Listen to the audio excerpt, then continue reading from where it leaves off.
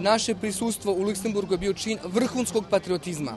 Izuzetno sam ponosan i srećan što sam u ime naše zemlje otvorio nove mogućnosti i to zasluga pripada ne samo meni, ne samo predsjedniku Tadiću, ne samo Dragoljubu Mićunoviću koji je bio prisutan i u Nemačkoj i u mnogim drugim zemljama gde je objašnjavao zašto treba dati tu šansu našoj zemlji.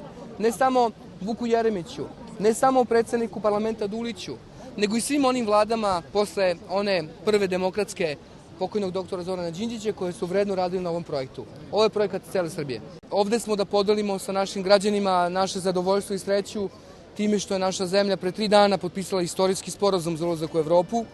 To nije parče papira, već bolja budućnost za konkretne građane. Evo sada mi je mala Jelena iz Beograda dala poruku: hvala za moju budućnost u Evropi. To je naša obaveza. I ovo je zavet.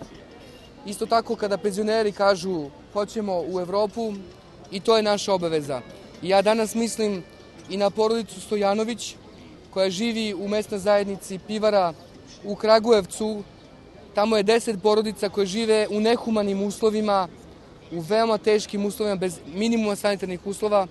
Mislim isto na malog Sašu koji je u hraniteljskoj porodici. Mislim i na jednog pastira koje smo sreli u selu pored Pirota, koji danas ima 250 grla stoke i želi da pređe na 1000. To su konkretni ljudi, svi oni su imali jedno pitanje za mene: kada potpisujemo, šta ćemo dobiti od toga?